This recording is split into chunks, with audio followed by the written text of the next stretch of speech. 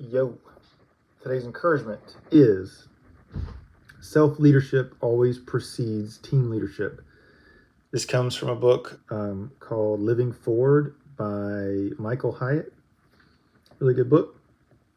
Self-leadership always precedes team leadership. This is not a not so subtle endorsement for coaching, although I am a fan. And I do think it is you know what? This is not a sales pitch for coaching, but this is an endorsement for coaching. If you're a small business leader and you're in charge of or responsible for leading a team or entire organization, and you're not getting some leadership development yourself, it's going to be awfully difficult for you to be a high impact, successful leader. It doesn't have to come from coaching, but however that might come, if there's not some self development happening, if there's not some leadership of self, your impact as a leader of others is definitely going to be not as great as it could be. So what might that look like? It might look like coaching. It might look like just personal development. It might look like shoring up your own personal routines and disciplines. It might mean being more selfish with your time and with your with what you need to be healthy and clear-minded and energetic and productive. So it might mean that you've got to be disciplined at saying no and blocking calendar time, taking time for yourself.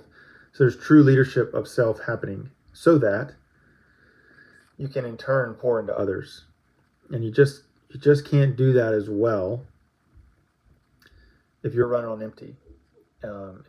Oftentimes we think as leaders, like, why can't they just do this and get there? And I can't figure out how to get so-and-so to do such and such. And we're not comfortable with the answer that it might be us. And it might not be us as bad leaders. It just might be us as ill-equipped or ill-prepared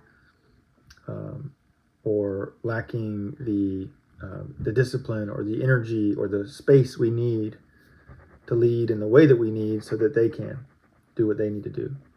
Another thing that's worth thinking about here in this surrounding this quote is that there's people on your team that you are asking to lead. If you are asking a team leader or a manager or department head, whatever the case may be, and you're asking them to lead,